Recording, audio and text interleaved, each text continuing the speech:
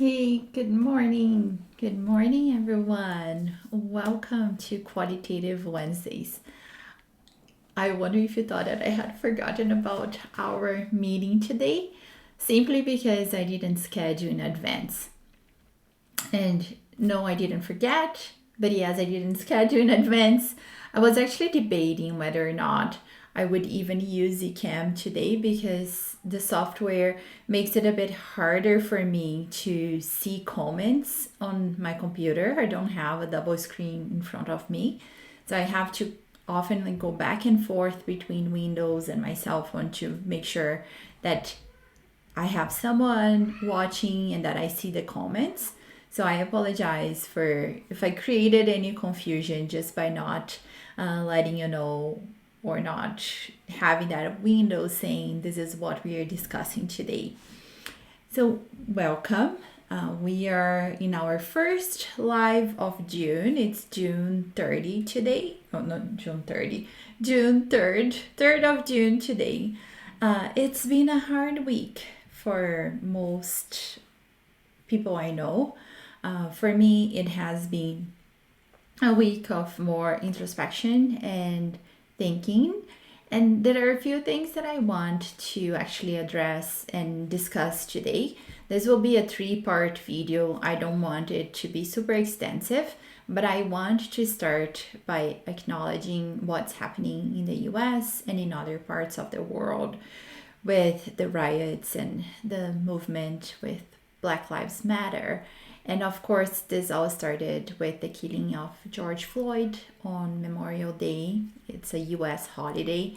And I really have been thinking a lot. And in a way, I must say I feel very privileged because I do qualitative research. I am a Latino woman, I am an immigrant in Canada. So, in that perspective, I have a bit of experience knowing what it is to be in situations where I am the minority. And one thing that I will tell you is that it helps to imagine being in other people's shoes, whether they are indigenous, black, a person of color, or from a religious minority. And I feel privileged that I do qualitative research because I think qualitative research is more conducive to that self reflection and that transformation that can happen by learning. And I don't really have much to say beyond the fact that I am constantly trying to learn more. And because of the things that I've been reading and staying more attuned in the last few days, yeah, less than a week, I have been paying attention more to the citations that I've been using, the people that I read, where my ideas are coming from, and I want to encourage you to really be reflective.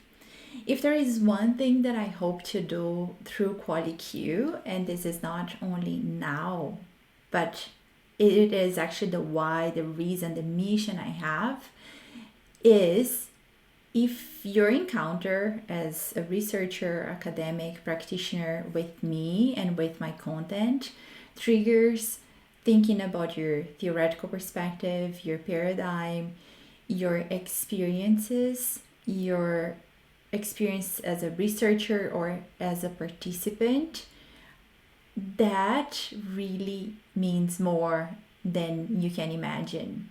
It's one of the goals I have. It's one of the reasons I believe in what I do because I think and this is quoting actually Brian Stevenson's in his TED Talk, our humanity depends on everyone's humanity. I'm gonna check if I quoted it right because this is one you might want to save. Our humanity depends on everyone's humanity. And this is coming from Brian Stevenson.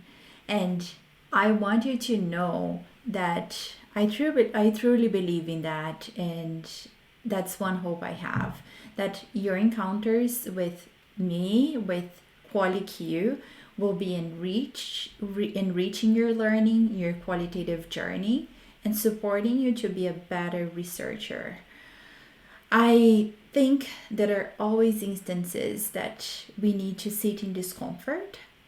As a researcher who is realizing the power differentials and the power we have when we compare to our participants, but also when you as a researcher might be suffering and feeling the oppression and not agreeing with what your participants might be sharing with you. So there is a lot of emotional processing and reflection that happens in qualitative research. And I think it's a gift to anyone who has the privilege of doing qualitative research in a way that can really transform, that can really open our minds and hearts to people's experiences. So, with that being said, there is a really something that I've been trying to do, and that is with the Qualitative Research Blueprint, the course that will be launched in the fall. I am working on the course now, which gives me the opportunity to really build what I'm talking about here into the course, and including a lot more reflection in the workbooks, in the PDFs, so you can think about your experiences, your participants' experiences. It is for sure a human experience and it's relative. People's realities are socially constructed, and that is something I understand. However, one of the things that I am really now trying to educate myself is on the facts, on the history that is known. And when it comes to Black people, people of color, there are facts and historical facts that I don't know. And that's one of the things that I am working very hard to understand more now. And I think that will shape some of those reflective pieces that will happen from now on in my qualitative projects and qualitative work. And I am encouraging the students that will be with me with Qualitative Research Blueprint to have more of those reflective pieces, those internal assessments of what do I believe as a researcher, who my participants are, what are their truths and realities and history.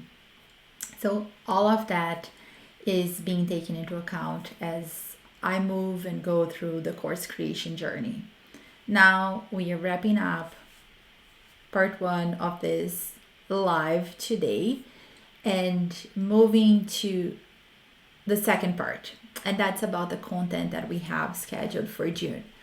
I am really excited about the content, to be sincere, because I think it is a helpful series of posts for most people, especially for graduate students and also for people who might be really for the first time writing their qualitative research proposals or trying to gather or get funding for qualitative research they have planned, designed, or are excited about. So there are a few things that I discussed in yesterday's post. The first one is that qualitative research sometimes is seen as requiring less money because there aren't expensive lab equipment or materials that are required. All those things that we often hear about in clinical or lab-based research is definitely not present in qualitative research. However, we need humans to conduct qualitative research, and people's time costs money. And not only that, nowadays especially, we also need to allow and budget for snacks, for the meetings that we are planning, for softwares that we might need to conduct, especially online qualitative research, but data analysis as well. We need to plan money for knowledge translation. If you want to have your publications in an open access journal, that likely costs money to the research project. And we need time and people's time, and that also costs money. And that's the reason why qualitative research shouldn't be seen as something that is not costly or that doesn't require adequate funding, because it does. And it's something that I am introducing the series with and discussing in the blog post that was released yesterday. The other point that I made there was about the freedom. Especially as a graduate student, funding means freedom. And it is one of the things that, as I go through the journey of acknowledging power, privileges, and where it came from, I can see how freeing and how much more power I had as a graduate student when I got my own source of funding. Being a well funded student gives you the freedom to make choices for your program, for your future, for your work. What do you want to do as a graduate student is not determined by the money you need to get to pay your monthly bills. Because once you have funding, you actually have space in your mind to really make choices that align with your goals, your dreams, and what you want for your future. And it's one of the reasons why I say there that in many ways, funding for graduate students is life changing. And that freedom comes, and the power, I think we can't deny that there is a power differential between advisors and academics and graduate students. And when we are able to secure funding, graduate students have a bit more freedom and more power, and that equalizes the field a bit more. And there's a lot to be said about what a graduate student can do when that freedom and that power comes with their funding. And last but not least, I hope that throughout the series I give you enough to inspire you to write and start writing your proposals, your qualitative proposals, or if you are outside of qualitative research, your research proposals. And the more you do, the better you get at it. I shared my experience with the feedback that I got from someone in my former department at university, and it was awful. He really tore my application apart, said how I didn't use the full space. And that was because I didn't increase the font size, and then I respected the word limit, and then there was a lot of white space because the font size was small and I didn't create white space in like inside the text, the paragraphs that I wrote. So basically, his feedback was harsh. It was really painful to see through. It made me question if I was a good fit for academia and to be a PhD student. But in the end, I learned some things from that experience that I applied throughout the program. And I was actually able to turn that, I would say, what was a painful and really negative experience in something that helped me and gave me a bit more advantage, especially when I was trying to write proposals and think like the person who gave me the harsh feedback. I know, and that's one of the other things that we need to acknowledge as qualitative researchers. You don't know the reviewers who will be on the other side. You don't know how much qualitative expertise they have. You might be dealing with someone who is an expert and will be looking at the theories that you're signaling you will be using, that is really interested in seeing how you're planning to be rigorous and reflective. Or you might have someone who has barely any knowledge or familiarity with qualitative methods, and that other reviewer might be asking, how is this person going to address bias and subjectivity, things that are actually not, we are not looking for ways to address that in qualitative research. It kills me when that question comes, what's your hypothesis? Oh, I have gotten that question many times. I don't have a hypothesis. I'm doing qualitative research. And the thing is, you really don't know the spectrum in a reviewer panel. And in a way, it is, I feel, that it's a disadvantage we have. But that's the thing, it is a disadvantage. It, in a way, it's more challenging because writing without knowing exactly what your audience will be and who the level of expertise of your audience is hard. However, I want you to know, not only by my example, because I'm not the only one. After me, I have had many other friends and people that I know who have won, successfully been awarded with scholarships while doing qualitative projects that are 100% qualitative and that are using methods that are very, very much, I would say, advanced and new, especially the ones in health research that I know. So be encouraged and know that what I will be giving you throughout the month of June is a series of posts with strategies to support you in writing and working through the fact that you can't control for your reviewers. You don't know their paradigms, theoretical positions, genders, beliefs, and that's a fact. You can't. And I don't believe people are 100% objective. I think that's impossible.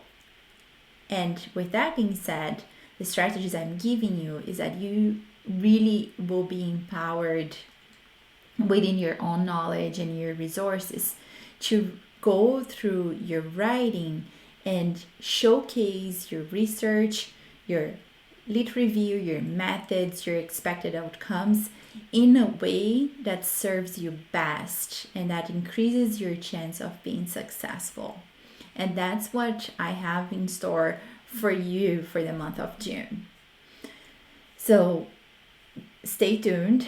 It will be kind of following the order of a natural proposal. So next week is lit review, then I go and talk about methods, and then we have a wrap up that is very much linked to the paper that I mentioned yesterday, and it's actually a paper by Janice Morse that I quote and reference quite often in my blog posts, and that will be the wrap up. So 4 blog posts about writing qualitative proposals.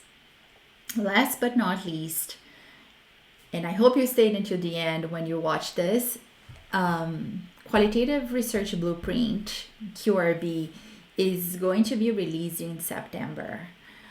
I am looking for a group of people, no more than 5 people, to go through the program as beta testers. And of course, you would get free access to all modules, and we have to sign a non-disclosure agreement, but you would get free access. You would have all the materials. We have 6 modules that will be packed with really interesting and good information. And what I need from you is feedback so I can improve and finish the product before releasing to students and academics and practitioners in September. So if you are interested in being a beta tester, today is June 3rd. This is not going to happen until later in July. So you have time in case you're not watching this today. I am going to put on the screen here.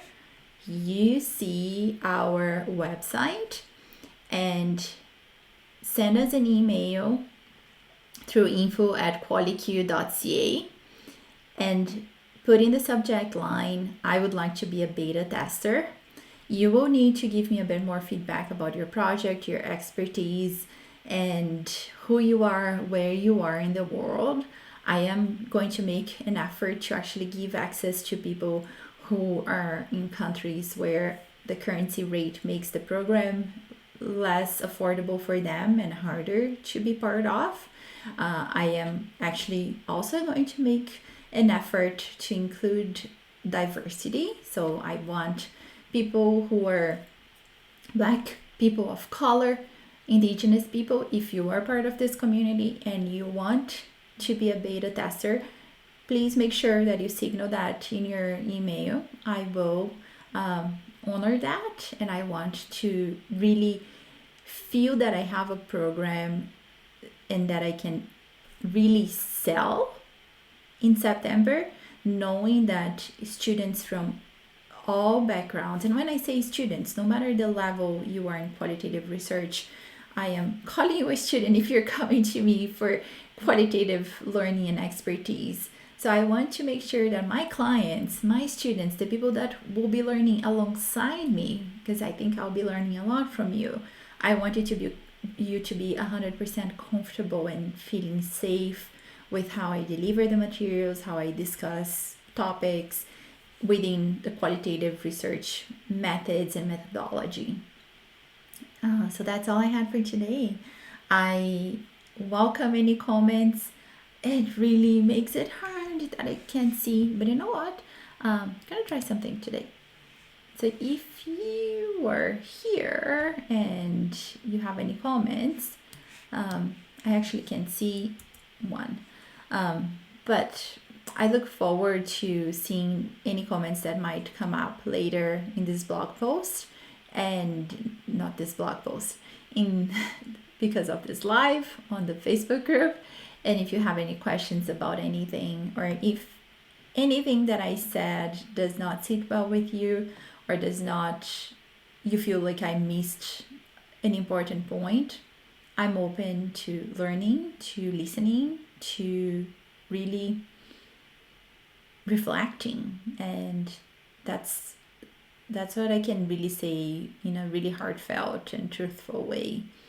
I am here and I am ready to listen.